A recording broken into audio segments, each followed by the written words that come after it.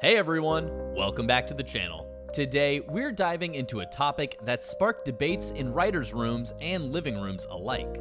Are boys funnier than girls in TV shows? Or is it the other way around?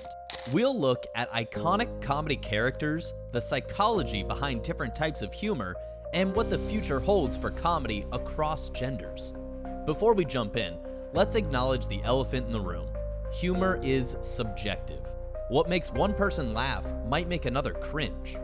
But research has shown some interesting patterns in how different genders approach and perform comedy. Historically, comedy has been male-dominated. From the Three Stooges to stand-up comedy clubs of the 80s, men were often centered as the funny ones. But TV has given us incredible female comedians who've challenged this notion completely. Let's look at some of the funniest male characters who've had us in stitches. First up is Chandler Bing in Friends. Matthew Perry's character used sarcasm and self-deprecation as weapons of mass hilarity. His humor served as a defense mechanism, which psychologists note is common in male humor, using jokes to mask vulnerability. Remember his classic line, "Could I be wearing any more clothes?" The way he emphasizes random words became a signature comedic technique that viewers still imitate today. Next, we have Michael Scott in The Office. Steve Carell created a character whose desperate need to be liked and inability to read social cues created comedy gold. His humor often stemmed from obliviousness and awkward situations. Think about the infamous dinner party episode. Michael's pride in his tiny plasma TV and his relationship with Jan created exquisite cringe comedy that's become legendary. Third up is Jake Peralta in Brooklyn Nine-Nine. Andy Samberg's character represents the class clown archetype, making jokes to gain attention and respect from his peers. His humor is playful and often childlike. His title of your sex tape jokes and elaborate Halloween heist plans showcase male competitive humor that's simultaneously immature and brilliant. And who can forget Phil Dunphy in Modern Family, the lovable dad whose dad jokes and physical comedy showcase how male humor often incorporates childlike enthusiasm and doesn't fear looking silly.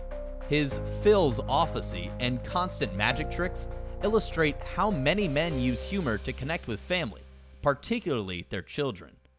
Another favorite is Barney Stinson from How I Met Your Mother. Neil Patrick Harris brought us the suit-loving, high-fiving womanizer whose catchphrase, legend, wait for it, dairy, became part of pop culture. His elaborate schemes and commitment to bits, like the playbook, represent the performative aspect of male humor, going to extreme lengths for a laugh. And finally, we have Ron Swanson from Parks and Recreation. Nick Offerman's deadpan delivery and extreme libertarian views created a character whose humor comes from rigid principles meeting absurd situations. His love of meat, woodworking, and privacy represents a more restrained form of male comedy that relies on contrast and understatement rather than exuberance. What makes these characters funny? Male comedy characters often use humor as social currency, engage in physical comedy and slapstick, employ self-deprecation, don't mind being the butt of the joke, and use humor to often bond with other men. Now, for the ladies who've redefined TV comedy. First up is Fleabag, played by Phoebe Waller-Bridge. Breaking the fourth wall to share her inner thoughts, Fleabag's humor is sharp, dark, and often self-destructive. She represents a new wave of female comedy that doesn't shy away from unladylike topics. Next is Leslie Knope in Parks and Recreation. Amy Poehler created a character whose humor comes from her intense passion and optimism.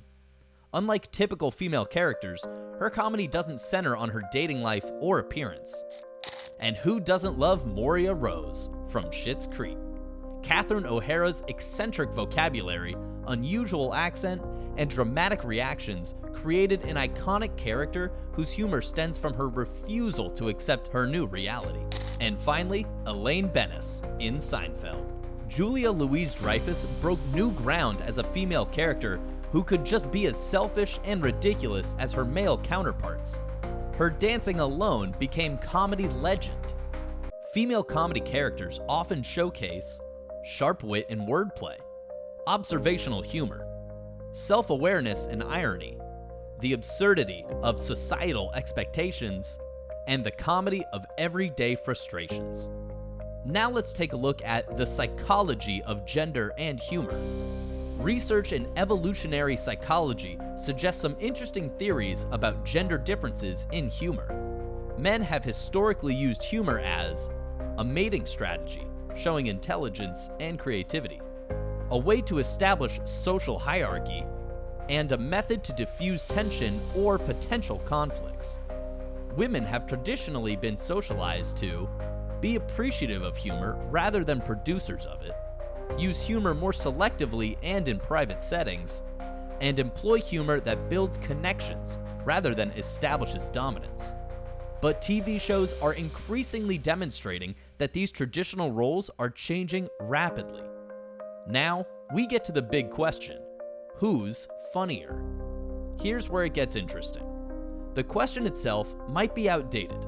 When we look at contemporary shows like The Good Place, Veep, or Insecure, we see that the funniest moments often come from character authenticity rather than gender-specific traits. What we're seeing is an evolution. Early TV comedy often relied on stereotypes, bumbling husbands, nagging wives. Mid-era comedy began exploring gender differences more thoughtfully. Contemporary comedy is increasingly moving beyond gender as a defining characteristic of humor. The funniest shows today often use feature characters whose humor transcends gender expectations. Think of characters like Issa Day, Insecure, Eleanor Shellstrop, The Good Place, or Abed Nadir, Community, whose humor doesn't stem from gender stereotypes, but their unique personalities. So, what does the future hold? We're seeing exciting trends, including 1. More diverse writers' rooms, creating comedy that reflects a wider range of experiences. 2. Breaking down binary thinking, moving beyond strictly male or female humor. 3. Character-driven rather than gender-driven comedy, focusing on authentic characters first. 4. Challenging traditional dynamics. Shows like Broad City and Pen 15 that explore female friendship with the same comedic freedom traditionally given to male buddy comedies. And 5. Embracing complexity, allowing characters of all genders to be messy, contradictory, and fully human is definitely the trend moving forward. So who's funnier, boys or girls? The answer isn't about gender at all. The funniest characters are those who feel real, whose humor emerges naturally from their personalities, backgrounds, and perspectives.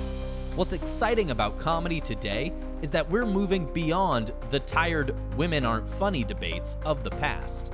The future of comedy isn't about men versus women.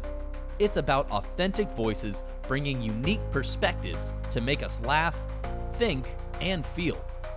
If you enjoyed this analysis, hit that subscribe button for more deep dives into TV and film. Leave a comment with your favorite funny TV characters, regardless of gender. Until next time.